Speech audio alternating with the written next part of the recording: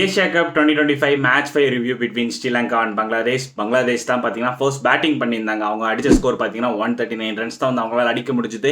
Top orders பார்த்தீங்கன்னா ஃபுல்லாக வந்து ஸ்ட்ரகிள் ஆனாங்க.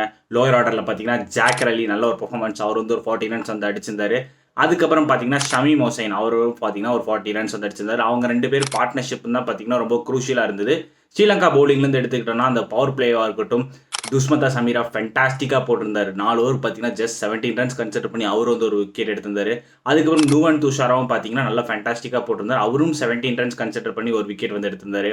தென் வானிண்டு அசரங்கா இந்த பிச் கண்டிஷனுக்கு அவருக்கு நல்லா யூஸ்ஃபுல்லாக இருக்கும். ஏன்னா ILT20 இங்கே தான் வந்து நடந்துச்சு. ஸோ அவர் பார்த்தீங்கன்னா 2 விக்கெட்ஸ் வந்து எடுத்திருந்தாரு. ஓவரால் நல்ல ஒரு bowling பெர்ஃபார்மன்ஸ் ஃப்ரம் ஸ்ரீலங்கா. இந்த பர்டிகுலர் டார்கெட்டை சேஸ் பண்ண அந்த ஸ்ரீலங்கா பார்த்தீங்கன்னா டாப் ஆர்டரில் பத்தும் நிஷாங்கா ஒரு ஃபென்டாஸ்டிக்கான ஒரு 50 வந்து அடிச்சிருந்தாரு. அதுக்கப்புறம் பார்த்தீங்கன்னா ஒன் டவுனில் கமில் மிஸ்ரா ட்ரஸ்ட் பண்ணி இறக்குனாங்க ஒரு யங்ஸ்டர். அவர் வந்து ஒரு 46 நாட் அவுட். ஸோ சூப்பராக வந்து விளாண்டுருந்தாங்க. ஓவரால் நல்ல ஒரு விக்ட்ரி ஃப்ரம் ஸ்ரீலங்கா.